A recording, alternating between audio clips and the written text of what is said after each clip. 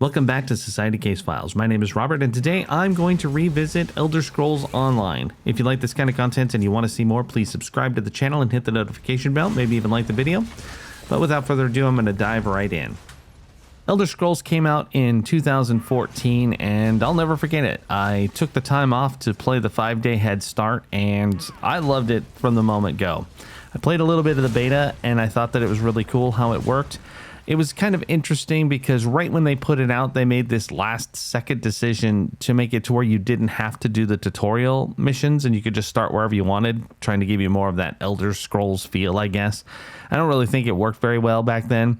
And there were some other things about the game in general that just didn't quite work and needed some time to cook and have them decide, that really is not the best way to go about it. For example, the end game in that was that you had these veteran levels and they were just eternal XP sinks. Like, just to go from VR1 to VR2 seemed to take forever. Like, you basically, the best way to do it was to start the next faction line with the character you were playing.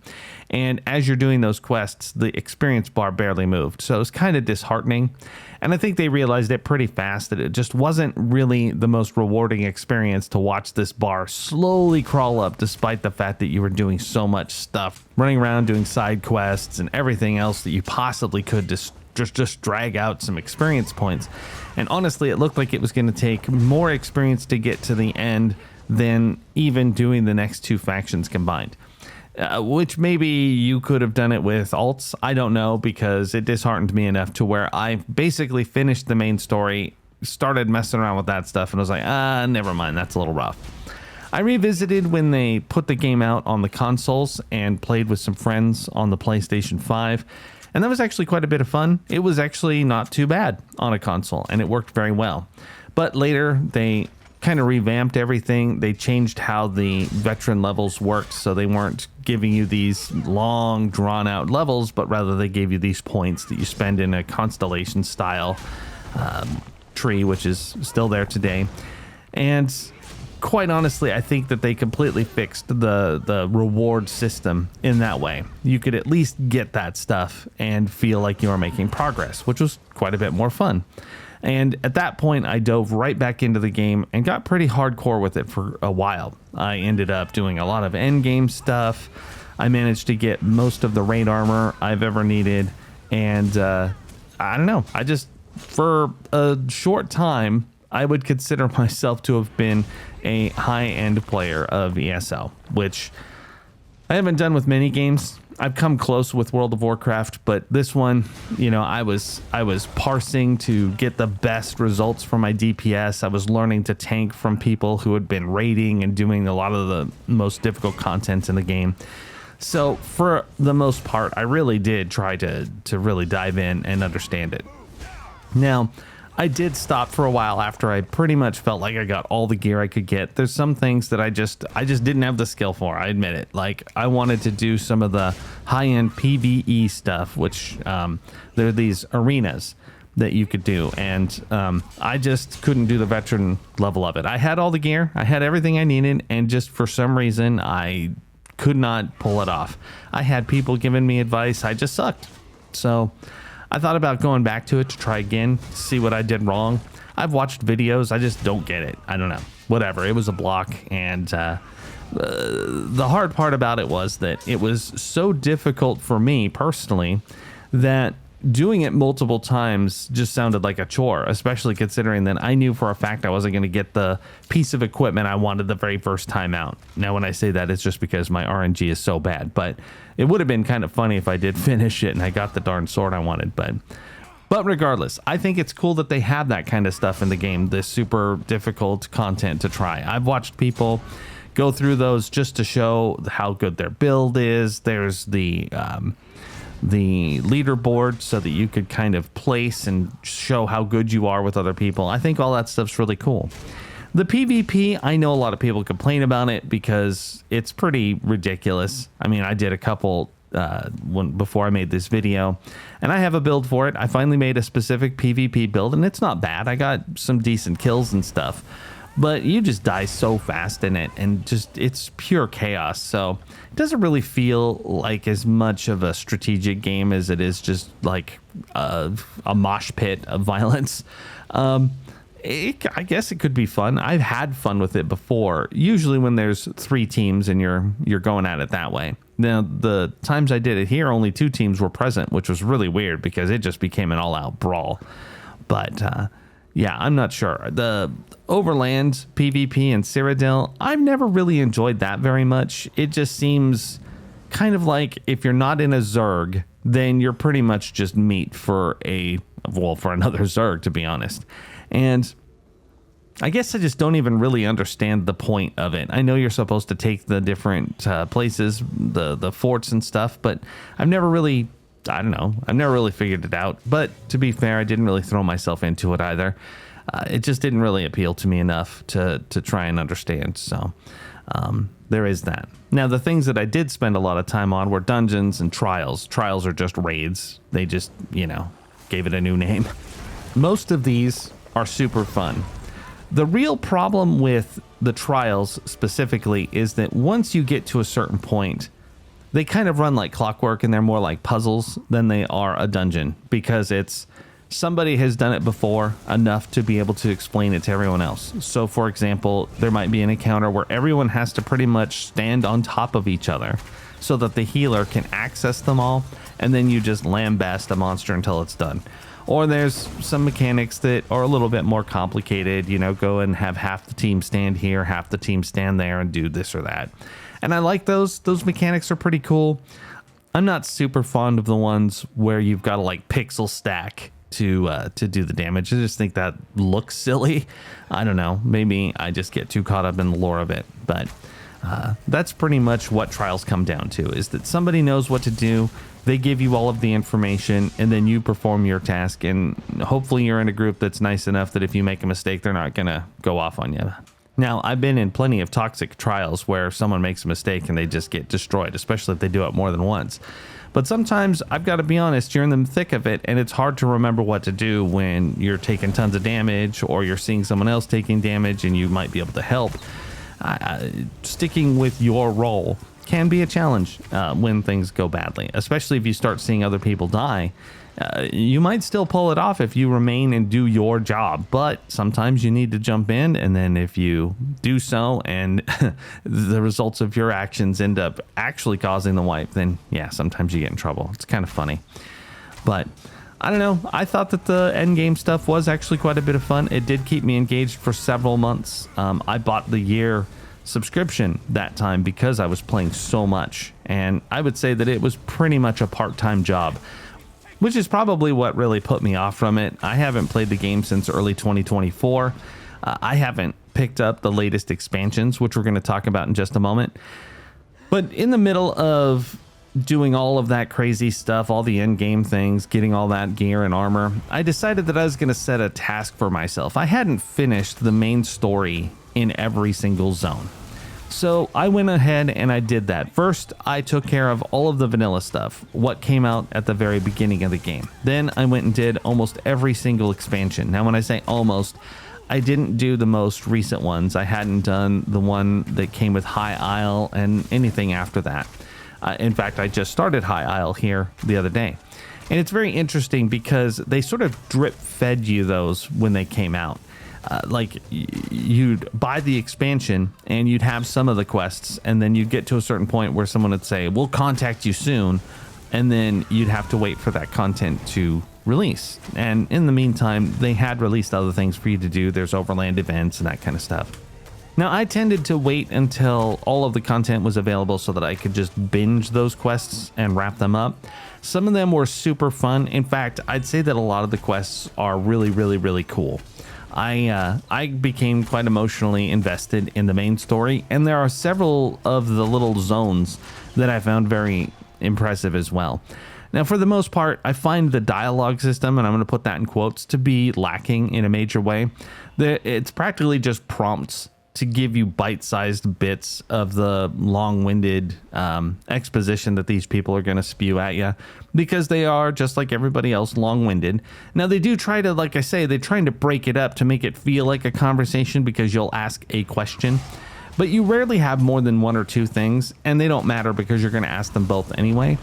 So it makes it especially jarring when all of a sudden you have a genuine choice to make. Like in some cases, you can decide to let someone go off and commit suicide and sacrifice themselves, or you can make them save themselves so that another person is going to die instead. I thought that was very interesting because by and large, you're just playing through all of this dialogue, clicking through, reading whatever they have to say. And then all of a sudden it's like there's a red mark on the text, and it lets you know that whichever one you pick is going to have some kind of repercussion within the game. And that's cool.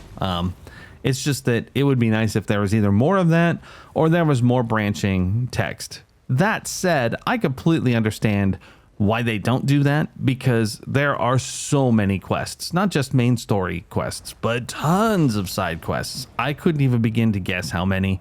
So I looked it up, and I've seen some contradictory information. One site says there's just over 2,300. Others say there's between 1,200 and 1,800. But whatever the number is, it's a freaking lot, and I haven't even come close. It used to be that part of the zone achievements in the vanilla game were to complete a certain number of quests, which kind of required you to do every single side quest within the zone to pull it off. I got pretty obsessed with that back then in 2014, and I did manage to pull them off, and it helped me level up quite a bit. But there was a lot of things that I didn't know how to do, so I kind of struggle busted the game in a lot of ways. My determination primarily came from the fact that I was having so much fun with it. Back then, the zones weren't scaled like they are now. Now you could jump into the game at level 3 and pick any zone in the game and level up through it. You could go straight to the Oblivion zone where there's demons running around, and you'd at least have a chance to survive. Back in the old days, you could come upon things that were just too powerful for you, and they dust you. But the thing that I didn't know how to do back then was this weaving thing you do in ESO, where basically you do a light attack or a heavy attack. You can heavy weave. A light attack, and then one of your powers. And it's a sort of rhythm, a little tapping like a metronome. And as you learn how to do that, you can do a lot more damage. Your DPS goes up significantly. I had no idea that was a thing when I first started. Of course, it was still being developed. Now, ESO is a fine art, and there are actually, I actually saw a course on how to do it where you can learn how to weave. It's kind of funny. But once you know how to weave, the game does become significantly easier, and there are a lot of quality of life things in place to make the game just all around a much simpler experience, one that you could just sort of enjoy it the way you want rather than have to worry about certain things. And there's a couple more things I want to talk about. One, I did mention the expansions. They've changed the way they do that this year, and they've got a thing called the Content Pass. Now, to me, when I'm looking at it, it seems to be pretty much the exact same thing as selling an expansion that they name. They've just changed it to be called this. It's still drip feeding you content. It's still providing you with some cosmetics and stuff, and it still costs roughly the same amount of money. I'm not entirely sure why people are bent out of shape. I've tried to figure it out specifically. It sort of seems to come down to the fact that ESO Plus isn't really getting anything special, and some of this stuff would be included in ESO Plus and should be, ESO Plus being the subscription service.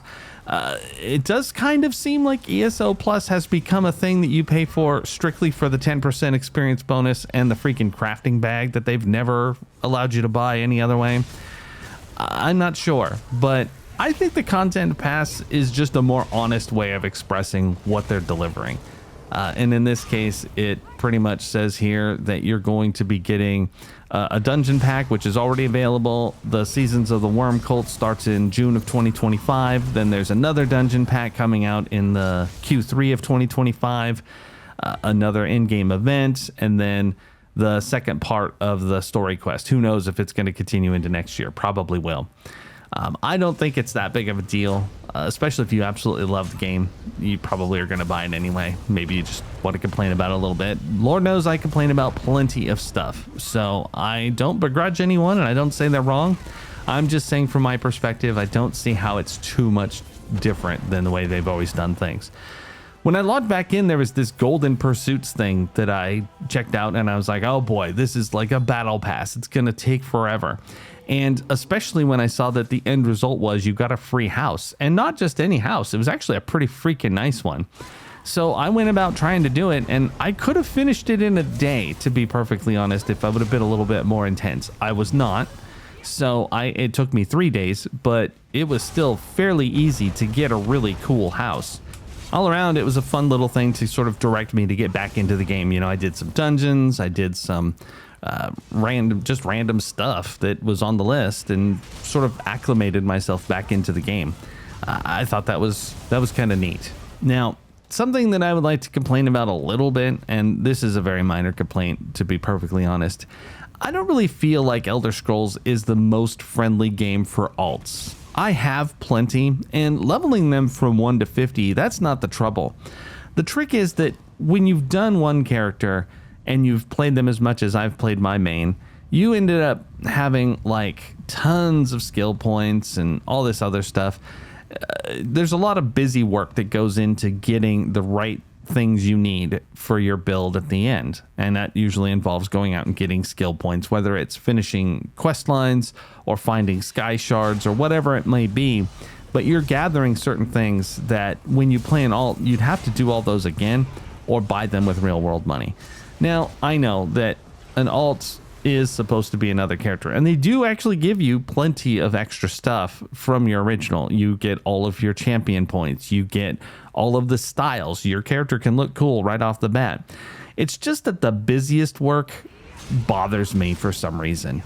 You know, I know that some of that is the game, that's the loop, so my complaint is mostly pointless, but you know, I want to whine about it anyway, so there you have it. I still did it, obviously. I just found it to be a little bit more of a chore than it needed to be. A couple of times I had enough crowns to where I actually bought my character a bunch of the Sky Shard zones. So you don't have to go through and find them all in a zone. You can just pay for them with real world money. When you pay for a long-term subscription, the year version, you get over 10,000 crowns, and that's more than enough to get quite a few.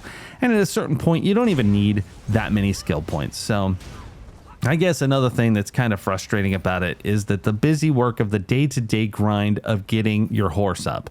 You've got 3 categories to get them to max. It does take, I can't remember. I think it's 180 days if you're diligent. I'm pretty sure that's it, but that's kind of ridiculous. You can also buy those though if you want to. So technically speaking, you could just buy your alt, probably your main as well, to whatever level you want. It's just kind of not as alt friendly as like World of Warcraft, I think. In World of Warcraft, you don't have to worry about going out and getting sky shards or leveling up your horse. You pretty much have whatever you get at whatever level you're at, and I kind of like that better. I would rather be focusing on the content of dungeons and stories that I'm interested in and trials than having to run around and gather certain things just to be competitive in those arenas. So, but that's just me. And again, I recognize that it's probably a pointless complaint. I had to make it. So anyway, having come back to ESO, I will say that I had a lot of fun. I'm not entirely sure how much longer I'll be playing. I don't know that I'll be getting the content pass. After I did my initial foray into some dungeons and did a bunch of writs, which are just daily crafting exercises, and I did some of the story that I hadn't done before, I was just like, you know, no, I think I might be done. It might be that I have actually played ESO enough. It was super nostalgic to revisit, and honestly, when I played the Oblivion Remastered Edition, I just found myself wanting to play ESO instead, and I have now. But I can say that, you know, there does come a time in any of these MMOs when you've put in hundreds, if not even maybe 1,000 hours into them, and you do feel a certain point of, I think I've done enough. But there's also a sense of, but I'm about to like walk away from something that I put all that time in and it's still going. I don't know. Maybe I'll change my mind in a few days. I do need a little break from it. I I'm not sure, but let me know what you think. Have you played an MMO and gotten to the point where you're like, oh my gosh, I need a break, or you just want to stop altogether? Did you go back? How do you feel about it? Do you mind the grinds of these games? Do they call you back? Let me know in the comments and we'll talk about it. This is Robert with Society Case Files signing off.